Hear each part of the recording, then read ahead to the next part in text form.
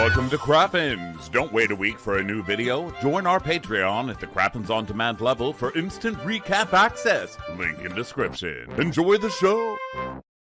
Well, hello and welcome to Watch What Crappens, a podcast for all that crap we love to talk about on ye old brovs.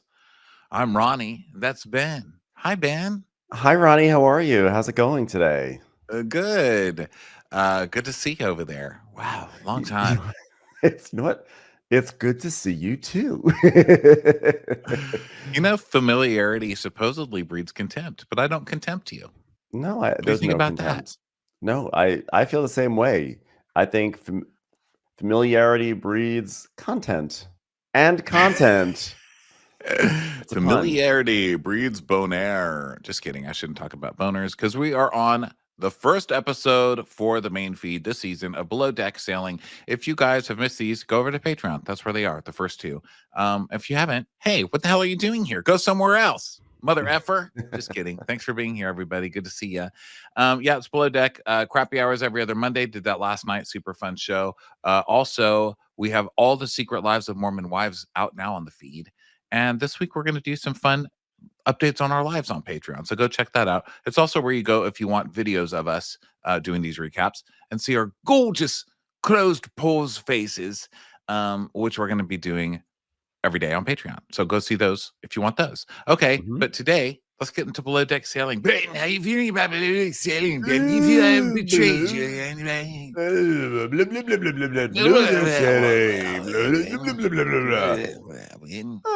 You know, it's just another episode of Below Deck, another day where I say, why can't you just do your job? Just do your job. Just get it right. Like, close the doors when the boat's tilting, stay in the kitchen when you're the chef. Just do the simple things and everything will be okay, right? What did you think? I love it. You know, I love Below Deck. So here we are. I love watching people work because I'm not doing it. You know what I mean? It's like when there's people working in the neighborhood, you could just look out the window and be like, I'm not outside today. God damn it, it's a good day. You know, sometimes I need to be reminded to be a positive person, and seeing other people do things really does it for me. It reminds me to just be thankful for sitting down. Yeah. That's a really great perspective. Isn't it? Aren't I a positive person? What do you think about that? I think great things about that. I felt like this episode, what really cracked me up is how this episode just starts off with Daisy like mid-rant. It's like, oh yeah, we're back with Sailing Yacht, because it's like Daisy being like, you're not in my corner. I'm like, whoa, we are back. We are back. By the way, she's saying this to Gary. They're like drinking, you know, in between charters. And, you know, she's like, you're not in my corner. By the way, I think not having Gary in the corner with you is probably a good thing. Really? He's currently being sued for dragging people into his corner. So yeah, I think maybe, if you find yourself in a corner with Gary, you have to start working on get out of the corner. Get out. Right. Get out. look for the rectangle and push hard, because it's probably a door. Okay? Kick in the knees, please. Yeah. In between the knees or the knees. You know, a long time ago, I remember saying, like years ago, that these two are going. I can just see their future. Daisy just chain smoking and probably 47 with some really dirty children who just wear diapers. You know, those kids who don't have clothes, they just wear diapers. Yeah. Just running around. Like past due. I mean, I know babies wear diapers, but you know, like past their age, like 5, just running around filthy, chain smoking, just going out to the stair rail, the fire escape railing in her like tenement apartment, and just like throwing open the window and just climbing out there and screaming, Gary, where the fuck have you been? You're not in my corner. How dare you? I'm never going to forget. And he's just drunk, chain smoking on the street with the other kind of older guys now. He's just, hey, she's a gang. You're kidding on me. Get off my ass, you goddamn wench. Gary, get over here. It's like the saddest prediction of the future. I've seen it ever since these two started. And I mean, God bless them, you know, and God bless their neighbors who have to hear this shit for the rest of their godforsaken lives. Because, you know, it's just going to be noisy living next to them and their non-behaving children.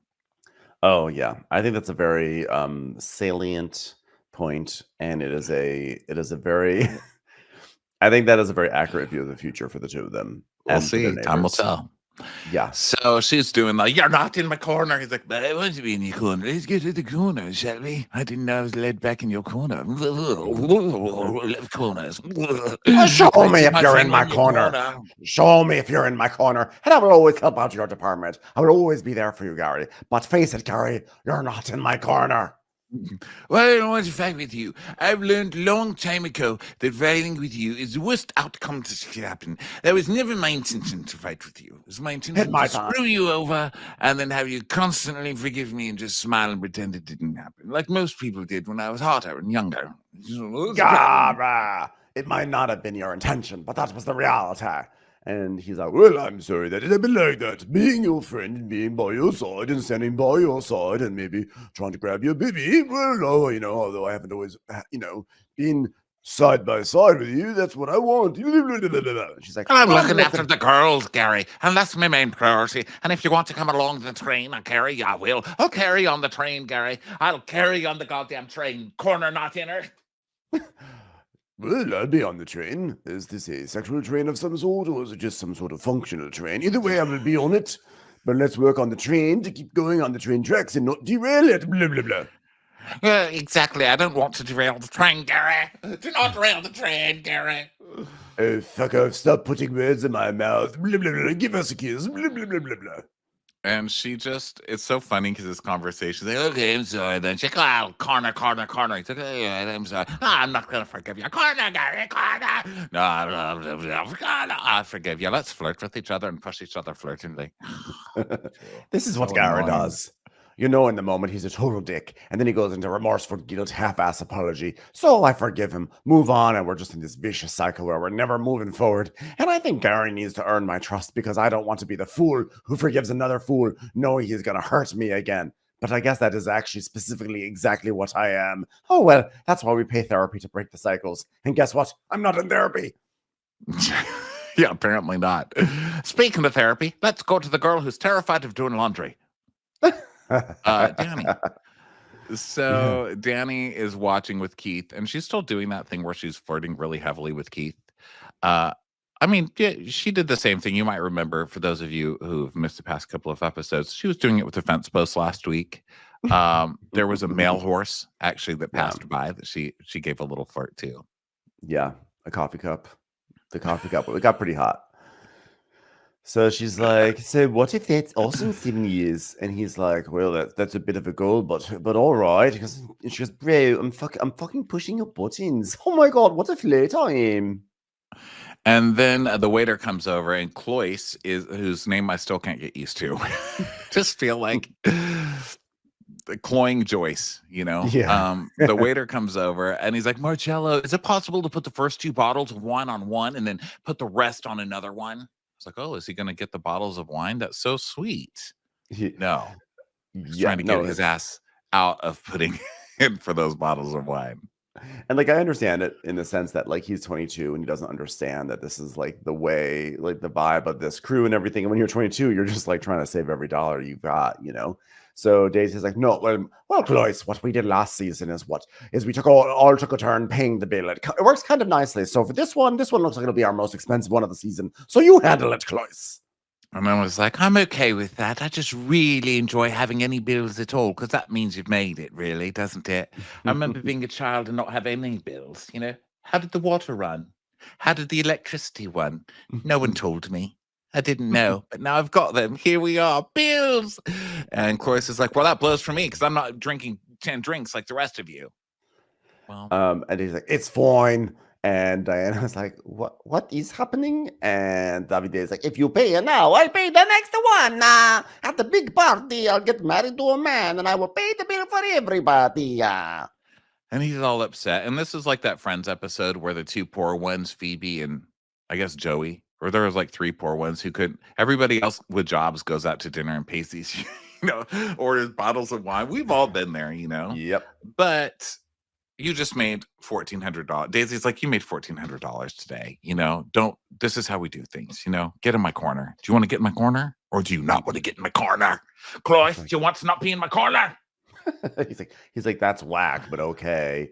And Gary's like, well, at the end of the day, the chef is one of the highest paid people on the boat, blah, and we're all drinking, blah, blah, and we're all having shots, blah, blah, blah. So, Clovis, come on, buddy. Yeah, and he's like, he's 22, he doesn't understand how it works. And he's like, yeah, well, what a fucker. You know, I work hard for my money. So no offense, but I don't want to buy everybody 5 drinks every time we go out. I feel like this is kind of hilarious from a chef who should like truly understand the value of breaking bread with friends, right? Isn't that kind of your job? To be But the not one the who provides alcohol that? bill. See, that's where it gets tricky because, you know, I think most cities are like this. I was going to say, well, in LA, but it's also like this in Austin. I mean, drinks are 15 to 25 to 40. I mean, they're expensive to get a drink. And so when you're out with a bunch of drunks like this fucking cast, you end up paying all this money and you don't drink. You know, you could have a salad. Like, what if they're with me and I'm on Ozempic and I have 2 French fries, and then they're like, okay, your bill is $900. If you're like And if you're eating like nothing, Ronnie, if you're on Ozempic, I think as the group we'd be like, no, no, no, no, or maybe it'd be like we'll all put in for tip.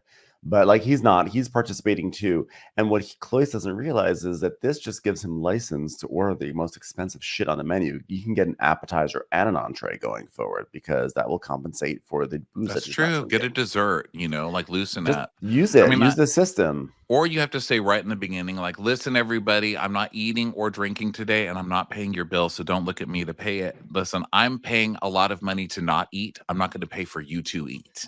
That's what I tell my friends. And they're like, okay, Ronnie, you know, and then I just sit there and look at them like I'm so much better than them because I'm not eating. Yeah. That's how it works in LA. So Davide is like, you know, when you get the bill, Italians, there's always someone who's upset. And the producer's like, well, what do you say to those people? Oh, fuck off, but in Italian. Fuck off. Also, would you like to get married? Because I will get married. I'm a wacky person. When the bill arrives, it goes, it's me, the bill. So Cloyce is like, I have bills to pay. I have rent. I'm literally the one putting down payment for my house that my family's going to move into. Oh, God, for Christ's sake, don't move in with your parents too, Cloyce. Come on. You're 22. Yeah, Think bigger. Why are you buying a house at 22? Stop it. Yeah, especially for your parents, you know? Don't buy your parents a house until you're old enough that they'll die soon and you can recoup all that money. So also, make sure that shit's in your name. And also, you're only going to pay for one meal. So the extra like $200 or $300 is not going to be the difference between you being able to make that down payment or not. Like, it's like, well, Cloyce, unfortunately, we had to deny your house because you came up $200 short. Like, it'll probably work out. Yeah. And so Danny's like, oh my God, are they still talking about that shit? Oh, I can't. Aren't there any men to talk about? Any men to give me attention? God, I wish I was a Bill right now. That Bill's getting more attention than I've ever gotten from any man on this boat. I'll tell you one thing about that Bill. It never lost weight in college and had 10,000 men staring at it in a stadium. I still think of that every time. For her to open the season with that story of just being like, well, I was chubby, but then finally I lost weight and went to the gym and became a cheerleader. That's how to do it, girls. It's like, oh God, that's like the saddest thing I've ever heard in my life. Validation somewhere else. I just need you to work at like the desk of a restaurant so you could just give validation all day. Please just do something involving validation that doesn't require anything from men.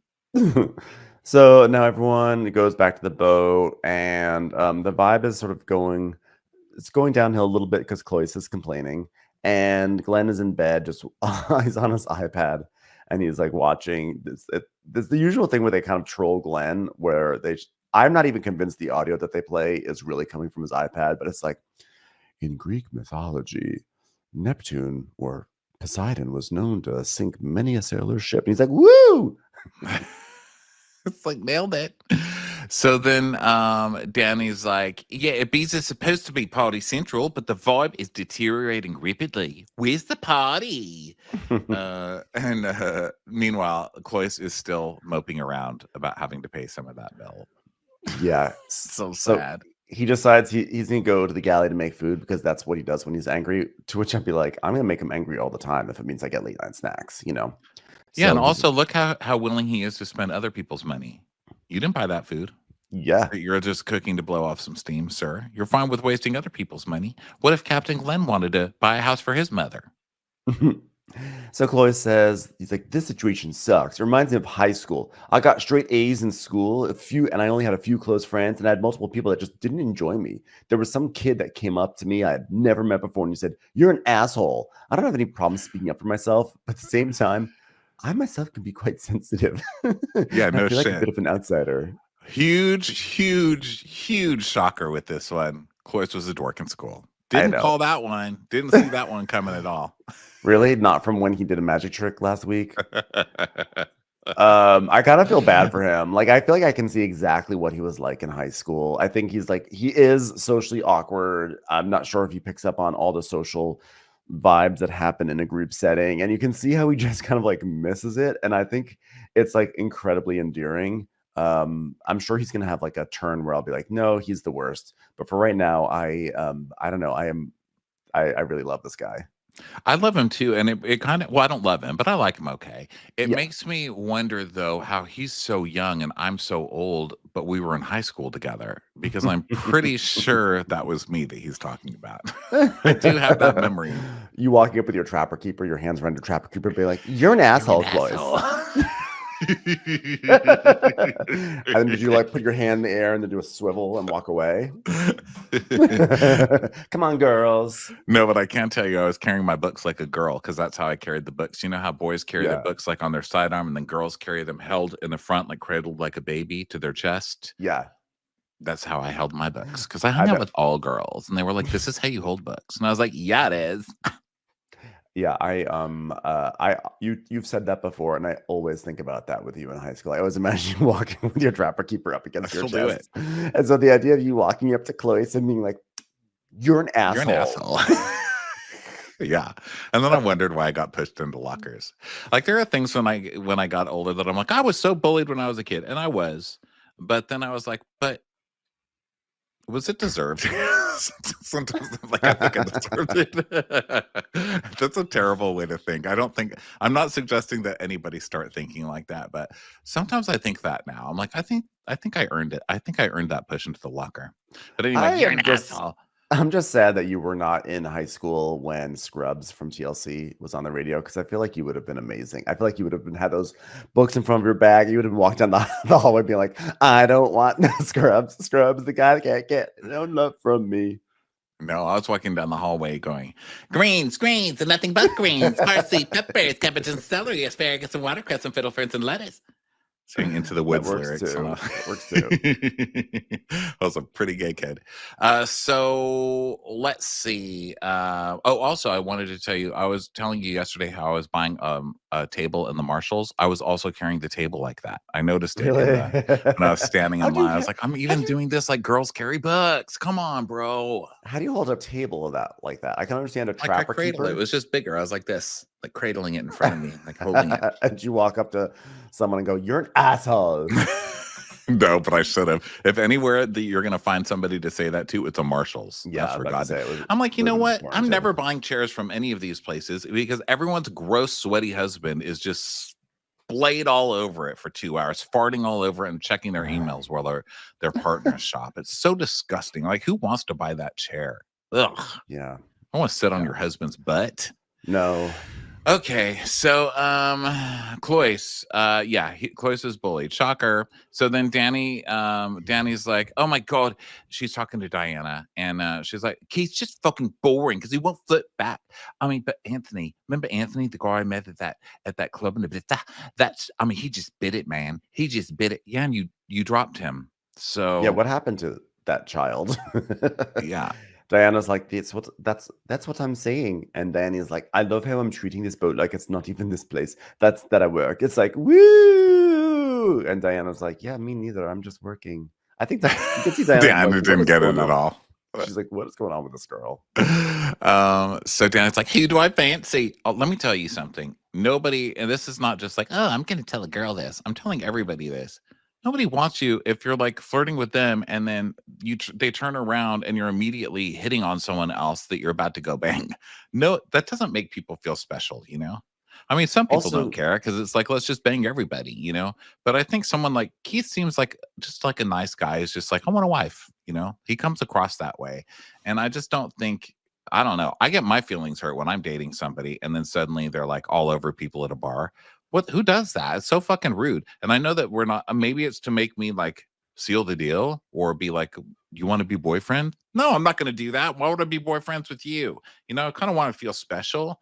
I know I'm a big, bald, hairy guy, but still, even we deserve to feel special sometimes.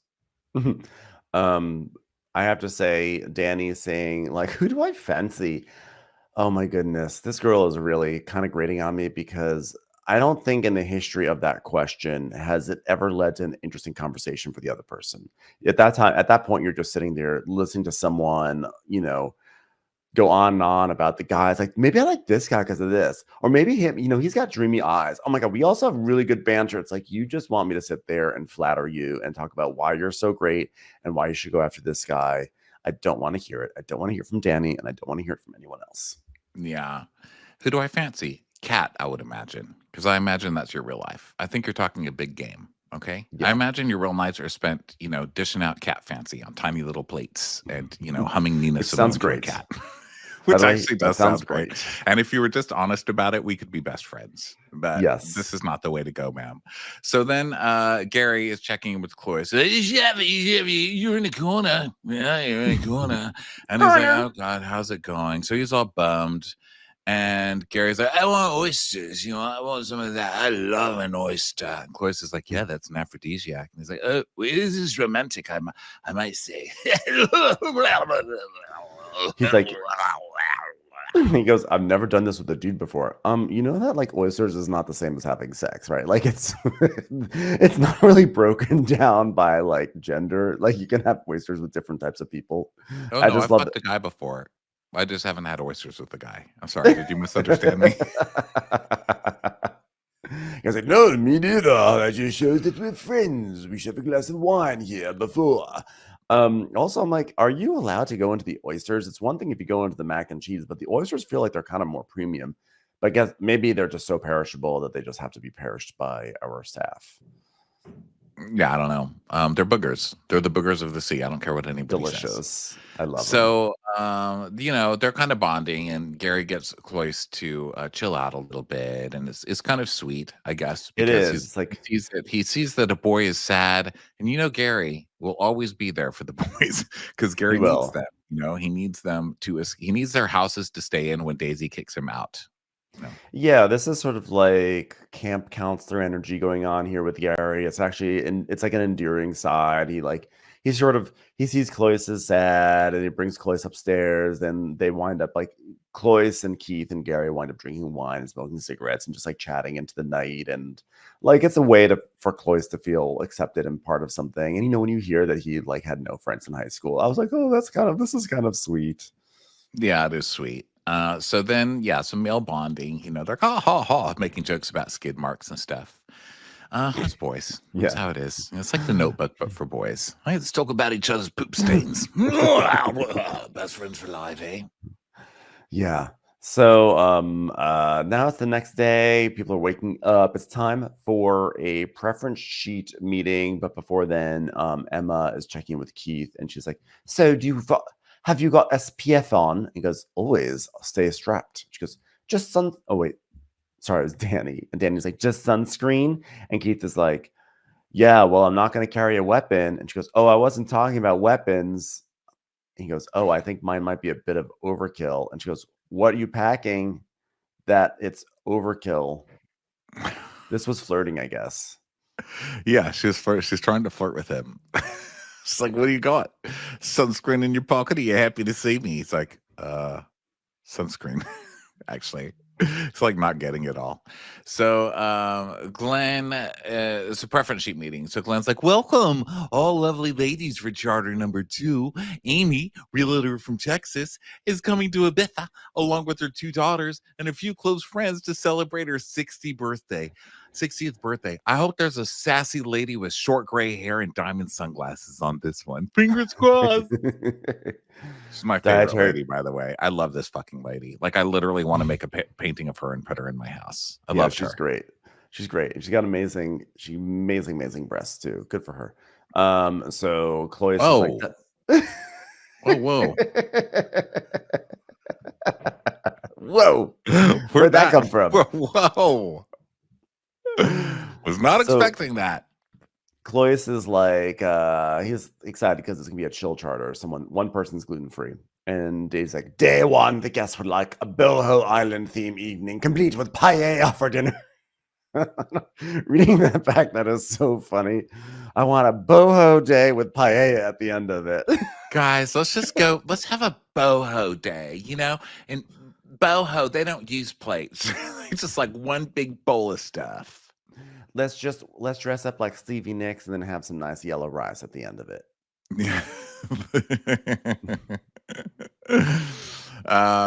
Day two, the guests would like to soak up the sun and floating lounge oasis. Ooh, it's very specific. It's a very specific toy. That can be done. We've actually got an inflatable netting where everyone can sit around like a large floating lounge oasis. We've something like that. Yeah, scary. Who asked that? I want to go float on a floating lounge oasis. Are they just running out of shit to do over there? I think Ibiza's like, you can't film here. And they're like, all right, well, what do we have? That floating lounge. Make it that they requested to float on a floating lounge. I feel like the producers basically give guests a few options. Like, this is what you can do in your charter, or this is what you can do, which is what do you want to do? That's my theory. And Daisy says, "Oh, and on night two, the guests want to have an under the sea theme with a beef and reef dinner to celebrate a professional DJ to play after dinner." I'm like, I hate to break it to people, but beef is not found under the sea. That may be an issue for your under the sea themed dinner. All right, it's going to be beef and reef. Now I know that cows aren't really in the water, so we're going to make it drowning cows. Cows in the storm. This is a cow there is a flood, and here's the cow. Unless it's going to be a manatee. Oh, let's serve the manatees, cows of the sea. And so Glenn's like, oh, I just heard a professional. Oh, I just had an interesting idea about mermaids. Mermaids, get in the corner. Well, we're going to be going up by this really cool island, Esvedra. It's a mystical place. It's like the Bermuda Triangle. People get lost, but then they come out as mermaids. Have you heard of it? They're like, no. I'm actually fascinated by mermaid culture. That's like a real thing. Have you ever gotten into it, Ben? I've not gotten into mermaid culture, but I'm aware of it. It's like, I know it's a big thing in Florida. It's a huge thing all over. These ladies like travel all over, and they buy those mermaid tails that like kids buy, that little kids were swimming in years ago. And now, they're Rockies. Yeah, thank you. That was an easier way to put it. And then they travel all over and they just like bond about, I don't know, being mermaids. Yeah. Let me tell you something. This has nothing to do with mermaid culture, but if I were a charter guest and I found out they were sending this boat into Ibiza's version of the Bermuda Triangle, I would be like, get me off this boat. This boat can barely survive the non-Bermuda Triangle. I'm not sending it into some mystical place where it's going to crash into rocks. Absolutely not. This place is the Bermuda Triangle. This boat is the Bermuda Triangle. There's a floating Bermuda Triangle. Literally. These people aren't even alive. No, it's like people who have all like disappeared. Pirates of the Caribbean. Danny just died, right in the middle of flirting with someone. So it's like she's doomed for the rest of eternity to be a ghost on this fucking boat flirting with people. That's God. A flirty ghost. How annoying. The worst kind of haunting. Why won't anybody just touch me? You're a ghost. You can't even grab a knob. They want to have this Glenn wants to do this like Bermuda Triangle thing, and Gary's like, "Oh, this is like the greatest thing ever. Glenn knows mermaids, blah blah blah." And he's like, "Yeah, well, we were in Ibiza, dude. I mean, so maybe we can hire a couple of mermaids to come on out." Yeah, mermaids, they lure sailors to their peril, kind of like this show does with young stews. Never really hear from them in the industry again, but yeah, that's sort of what happens. And there were aliens involved, and the producer's like, "Do you think? Are you like curious? Like, would you believe in this?" And he goes, "I don't know. It's just an island to me, but I think it's pretty cool." So he's delighted. Anyway, they're gonna like go scout some spots for this lounge thing. I think it's or maybe that's later on. So now Danny and Diana are just in their room talking, and Diana's like, "Oh my God, I was so scared you were going to be a bitch. I'm actually happy that none of us are bitches." And Danny's like, "I was also nervous. I was like, oh my God, please don't be somebody that's going to be like pretend like they know everything and be super But look at us. I mean, we're super like me. I don't know what you're saying, but I'm assuming it's nice." As soon as this little scene happened, I was like, okay, this officially ends the fun part of their friendship. It is now going to go downhill from here. That's why they're putting this in here. Yes. So literally the very next scene, Daisy's talking to them and she's like, all right, girls, get in my corner. Who's done dinner service? You both have. Okay, who wants to do dinner service? So Diana raises her hand because she wants to get better at service. So Danny's like, fuck, that means I have to do cabins. I mean, remember, I have to do cabins early too because if they stay up late, I hate cabins. Ew. It's literal punishment. I don't ever want to be there. It's just so incredibly annoying. I mean, and Diana's like, well, Danny, sometimes she's a little bit of a vitimista, which in Portuguese, word for oh, por me. Just get over it. Chill. You know, there's bitching and complaining, and I'm not listening to it all season. You're always gonna be doing cabins. Like there's 3 of us, and I don't do them. So that leaves the 2 of you to do cabins. Get in the cabin corner. So Danny's just whining and pouting and stuff. That's gonna be a problem. A shard or 2, and a Stu doesn't want to do cabins. What the fuck do you think you're here for, ma'am? Okay, you did not get a job to roller skate. Get your ass in there and do some fucking laundry. What do you think you're here for? Yeah. So now it's time to practice on the tender because Gary's the only one who knows how to do it. And he is also the only one who has crashed it. So this way there's more people to crash it and he won't get as much of the blame. So he's doing little tender lessons and everything. And Emma is not very good at it. She can't seem to get the gist. And they just wind up going in circle after circle after circle with Emma. And then we learn from Emma. We learn some of Emma's backstory. She's like, I do like to be good at things straight away. It's just sort of my thing. So prior to yachting, I was a personal trainer. So I worked for a gym, but then I was an EMT. And then I went into real estate on and off for 10 years. Then I tried to be a nanny with an umbrella, but I kept falling off buildings every time I tried to fly. That didn't really work out very well. I didn't really do that. But normally I'm very, very good at things, which is why I can't keep a job. It's really hilarious. I'm just so good, I have to move on to a different career immediately. Like, how are you saying you're good at everything when you've had 37 jobs? I don't think you're very good at things. I love the photos that accompanied each job. When she was a personal trainer, she's at the gym. She's like, yeah. And then she's EMT. She's in an ambulance. Like, yeah. And then she goes, and then I went to real estate. And they just show her in like a black cocktail dress holding a martini. I don't know why that was so funny to be like, here I am in real estate. Having cocktails at a bar talking about real estate things really is quite glamorous, isn't it? Honestly, I'm just hoping I win the lottery and then I can get a home with just a farm, cats and dogs everywhere. Maybe a cat rescue center. That would be lovely. That would be ideal, wouldn't it? This is my photo application for the Oppenheimer group, the O group. Fortunately, they didn't want me on Selling Sunset, partially because I lived in rural England. Well, I think that's so cute. I love that she's going to have a rescue center. My aunt, Josie, my bullish lesbian aunt in El Paso, has a bird rescue center. And that's her life. She just loves rescuing birds. And she was even taking care of a grackle. Those birds are evil. Yeah. I was like, why are you saving the grackle? Let some of them die, She's like, you don't get to pick and choose who you save. This isn't that kind of life. I was like, okay. She loved that little grackle. I knew she was going to love that goddamn grackle. She was so sad to let it go.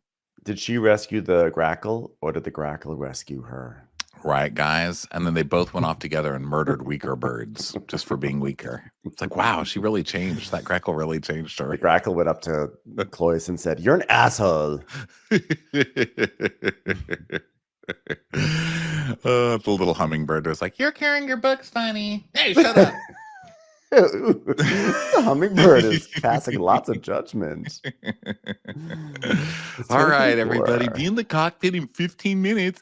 Okay, so the guests are getting picked up, and then Daisy asks Diana to go and stow, so she does, and they can't because everything's opening and closing and stuff. Nothing works. The bolt is in, but it's like not going all the way in. And so, by the way, Ronnie is reenacting below deck sailing with his camera right. If you ever wanted to see one, if you ever want to see an episode of Below Deck Sailing, just look at Ronnie's camera as it flops off of it. Ronnie's camera is attached via suction cup onto his screen, and occasionally it is suction cupped, right? Yes. Well, okay. I know a lot of people only listen to Below Deck recaps from us and stuff, and this is our first one of the season. So if you guys don't know, I'm doing construction. I'm in a newish place. It was not new. It's old. That's why it needs so much construction, and it's getting totally. That's why you hear people walking and talking in Spanish and hammering and sawing, and I'm trying to keep it to a minimum press mute, but that's why you hear it. And also I'm on this kind of temporary computer screen, and I have to suction the giant camera to the screen to get like a decent angle on this gorgeous face, and it just falls 5 times a day. So I'm sorry. And many times it falls, but that fall, this most recent one, was like the most below deck fall because it had like normally just falls forward and the screen goes crazy, but this time the screen actually rotated, and I was like, wow, it is like we were on the Parsifal too. That's funny. It was also right after we said that. That's funny. Yeah. And we start sailing and it fell right off. Okay. Yeah, so they're trying to stow. They're stowing, but as a plot point, Diana is putting that bolt in, but the bolt won't go all the way down. So like the stowing systems are not working because it's Parsifal too. Why would anything work on this boat? Exactly. And there's no deadbolt or anything. So now glasses and liquor bottles are shattering. And Diana's like, oh, I don't want to see. I closed it. She's like, God, none of the covers work. God damn it. And she's like, it's a sailing yacht. Fix the fucking covers. Thank you, Diana. Everything goes crazy. Like, well, first of all, we get our standard, drawer under the bed that pops open. They love showing that. That like indicates we have begun sailing. And like we always get like a few things that like rattle around and things in the galley slide. But in this case, it was like everything out of the bar area just tumbled right on out and broke. Like broken glass, booze everywhere. It is a fucking disaster. Yeah, and a complete fucking shit show. The guests cannot see this. And Diana's like, I'm getting drunk by just the smell of it. And Keith is talking to Clois about dinner, and they're going to do their boho chic party, blah, blah, blah. Party. And then Clois talks about paella. It's like quintessential España, guys. Okay, so hopefully he'll get a big tip because someone's got to pay the fucking bills around here. He's still mad about having to pay for some wine last night. So meanwhile, Keith has this insight. He's like, obviously I'm into Danny, but Danny is definitely a person who flirts a lot, and not just with me. She just likes just to fish with her net and just has no shame whatsoever. But I definitely feel shame. Shame hurts. Shame is real. Another that's a man for me. Moment. That's a man for me. A man who understands that shame is real and is ready to wallow in it by getting with a partner who will constantly make him feel it. God, I found a fellow traveler. Keith, hugs. Yeah, hugs.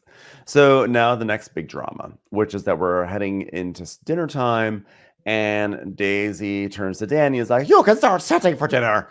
And Danny's like, okay, well, I'm about to boho this bitch so fucking hard, man. And Daisy's like, yeah, well, just use like sheets or something, And Danny's like, well, but I don't want it to look tacky. He goes, no, tacky is good. She goes, yeah, you love tacky. Oh, the tackier, the better. She goes, yeah, but the table's going to be like pretty intense. And I love finding shit that's on the boat that's like bohemian. That's it.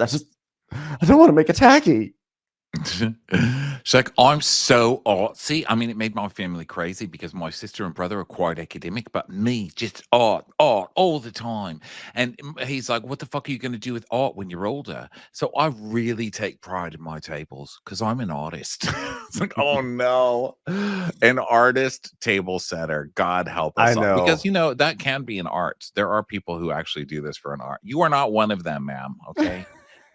And now watch her start to spin out of fucking She's like, control. I did art in high school, and therefore that has translated me doing artistic tables on yachts.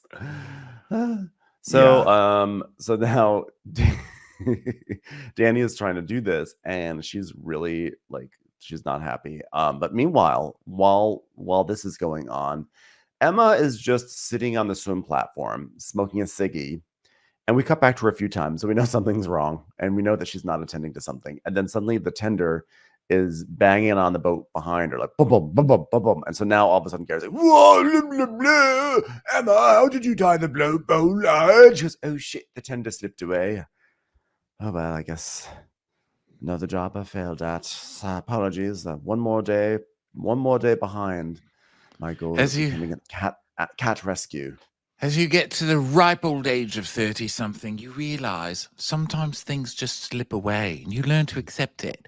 Bye, tender. Goodbye. You've been lovely. Love you. No, we need the tender. Oh, all right. Well, I thought I did it properly. And then one of the guests is like, are you guys losing the boat? Fucking idiots.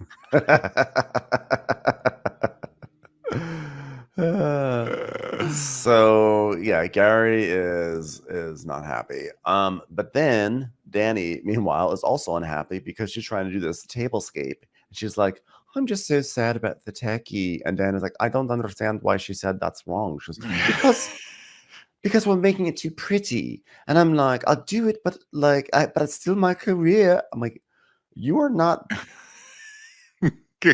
What? This girl's fucking crazy.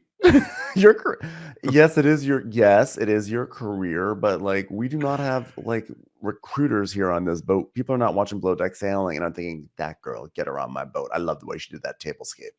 Yeah. And Daisy comes up to check, and she's like, how are we doing, girls? And she's like, oh, I'm just telling her how I'm just so nervous. I'm an artist, and you said and I don't want my name to be in Techie. It's just horrible. I'm an artist. Okay, you have to stop. Okay, you have to stop right now. I'm anxiety about it. You have to stop. It's too early. It's too early in the season to start freaking out about it. She's saying that she's passionate about it. She's like, I'm being told to do something that's just not my work. Okay, stop. Okay, I will never, ever let you look bad, okay?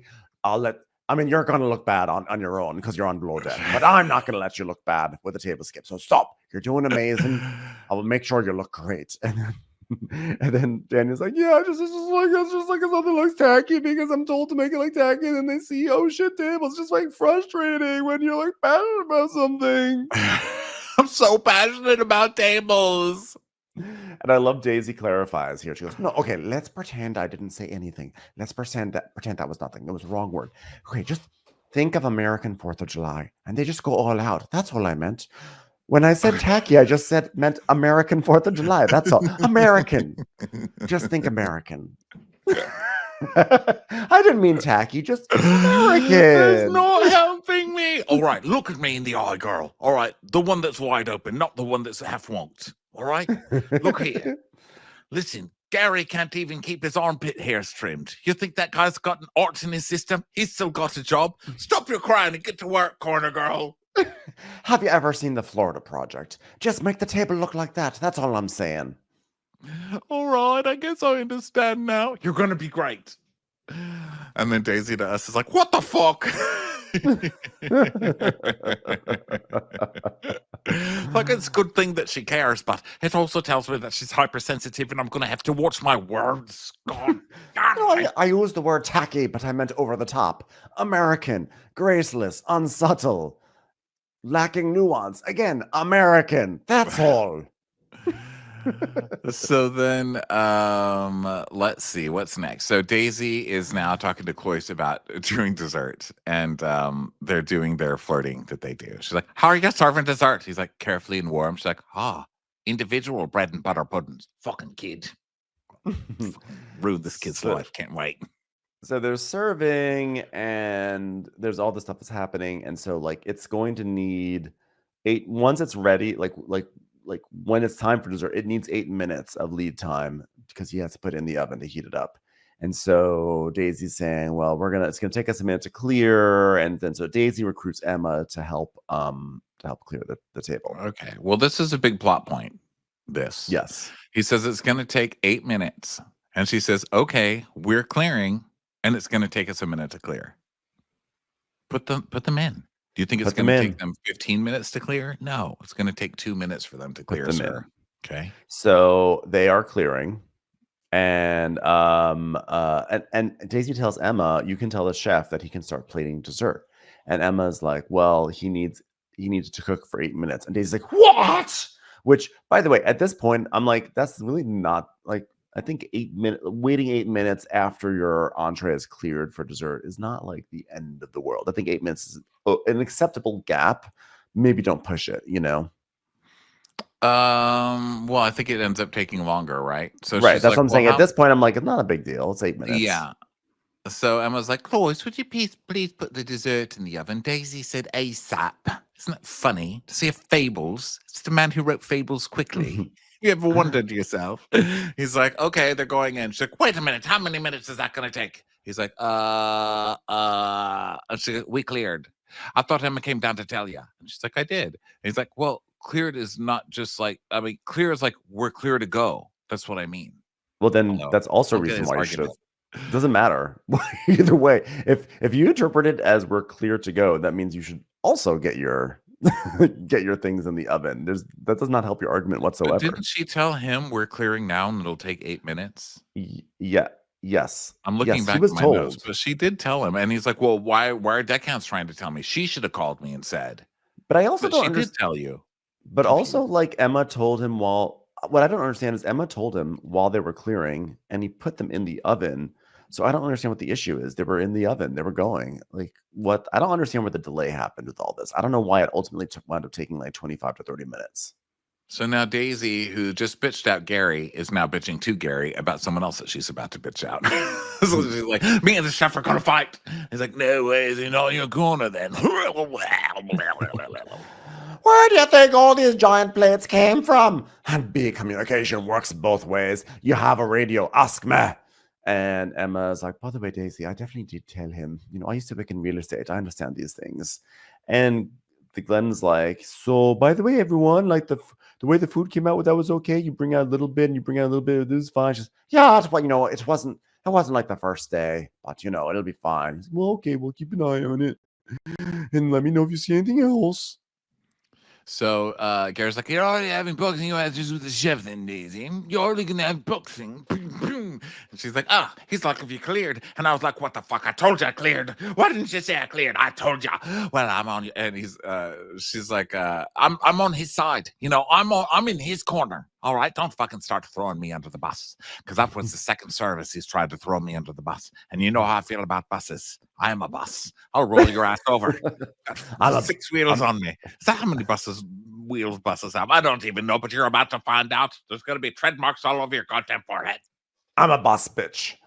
So Diana is like, I'm sorry, Danny is now has further insights about how she feels about Keith. She's like, I keep trying to pursue it with Keith because whenever we have like a smidgen of a good moment, it's like really exciting. I don't know, he's just like so attractive in that very, very generic, forgettable way. And he doesn't spill his secrets like I do. He's just like really fucking hot. I'm like, okay, girl, someone get this girl a vibrator. She is way too horny. Have you ever wanted to stick your wiener into a pudding?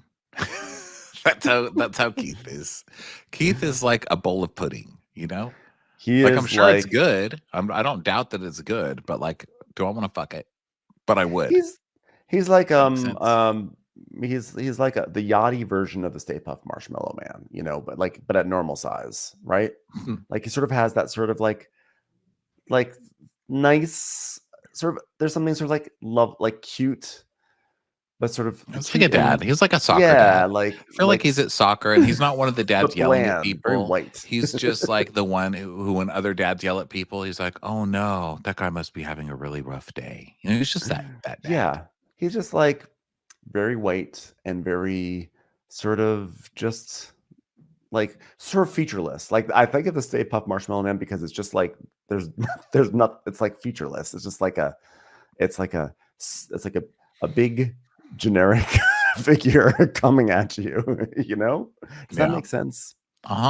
So Gary's like, all right. So Clovis, if you could have one girl on the boat, who would it be? They're in bed now, and Clovis is like, there's something interesting about Daisy, quite honestly. I mean, she reminds me of getting bullied in school, but it kind of turns me on. If that makes any sense. Like, I definitely feel like she would call me an asshole. Oh, she's already calling you an asshole. This way, give it about 5 minutes. She'll be in here to sing you to sleep with a song about being an asshole. Right? I've never met anyone in my life like Lois, a 22-year-old that wears cufflinks and combs his hair 3 times a day, or just even combs his hair at all. I've never met anyone like that. Look at me and Colin. She would walk all over him. Blah, blah, blah, blah, blah, blah, blah. Are you still doing the floaty stuff? She's like, yeah, it's pretty much done. Dun dun dun. So then Cloyce is talking to Daisy about how he would really enjoy going on this floating thing with the guests or whatever. And it's like, well, how are you going to do lunch if you're there? God damn it. Well, how are you going to catch a floating cow? You know, those cows are drowning. They could use some help. Maybe you could help them. And he's like, well, the salad's prepped, so I'm just going to throw the chicken and salmon in the oven. And, you know, there's a light lunch. Dun, dun, dun. So Gary's like, all right, we should get into our swims, but where are the other things? Blah, blah. And Emma's like, well, I wanted to pilot all here, so it's not in the way. And he goes, oh, no, it needs to be out anyway. And now Gary is getting very annoyed because he'd asked her to blow up and tie up all these things. And he's like, oh, Emma, quick thing. If I ask you to do something, please do it. And she's like, oh, what do you mean? And she goes, well, I take these things out. So see, now we are fucking around doing this shit. Blah, blah. It's like, I don't think Emma's taking this seriously at all. I specifically asked her to inflate things, and she inflate them and tie them together. It's not even 50% done. How can I not be annoyed by this? And so it's like, oh, well, I don't know the easiest way to bring them on. He's like, bring them forward and on like I asked you to do. It's like, well, I thought I was doing the right thing, but the way he's snapping at me, I don't think it's necessarily fair. I think I'll remember that for next time. Dun, dun, dun. It sounds like a threat. Yeah. Which I liked. I was like, yes, Emma, murder Gary. I'm in it. I'm here for Emma turning totally crazy with her cat rescue and just murdering Gary. She's like, oh, but it's too much work and effort. How about I just stare at him and hope he just dies on his own? That'll be more I thought fun. I'd be really good at murder, but I never really got around to trying it. So I went into corporate taxes. They just showed the same photo of her with a martini and the cocktail dress. Me and corporate taxes. So Cloyce is like, by the way, hey, deck team, if you guys need a hand, I feel like there's not much I can be doing in the kitchen, so I can help out. So they're like, okay. So Cloyce is like, yeah, what a fucking sexy day. It's nice to get some sunlight. Whoa. So What could go wrong? Yeah, he basically hops on the tender and heads over to the beach setup. A large boat passes and goes, you're an asshole. Damn it. Spoke too soon. He's like, I am not only stoked to be able to offer my assistance to the deck team, but after quite a few days working hard, getting some of that fresh Spanish sunshine is quite lovely. By the way, this is somewhere in here we missed the moment where the guests were looking at the Spanish flag. They've been in Spain because they flew to Ibiza. They've been in Spain and they're looking at it and they're like, wow, that flag looks like a pirate flag. Yeah, it's like such a pirate flag. Like, hey, is it possibly the Spanish flag? No, I don't think so. I'm going to look it up. Hey, it's the Spanish flag. Oh, it is from Spanish. Wow. Nailed it. So meanwhile, Daisy's assigning Danny to go do cabins and the table and vacuum the main suite, etc. Worky. And then Gary's like, oh, chef, I think I need to take you back, eh? And he's like, not necessarily. He goes, don't you need to prep for dinner? He's like, nope, I'm good.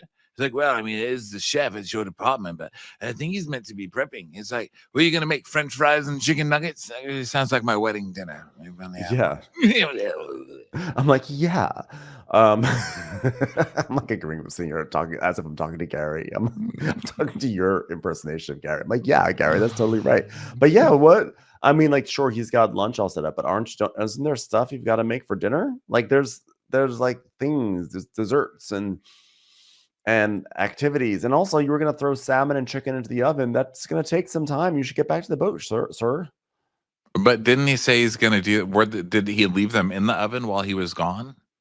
No, he's been gone for hours. Oh gosh. So then Glenn calls. He's like, what I'm worried about is that we're pressed for time. So the guests eat at 4 and we're still leaving at 5. And he's like, leaving at 5. Got you.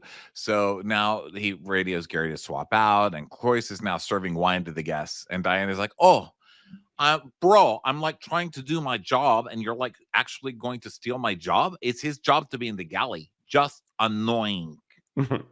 So Glenn's walking through the galley and he's like, I don't see much prepping here. And then he's like walking around. He's like, Cloyce.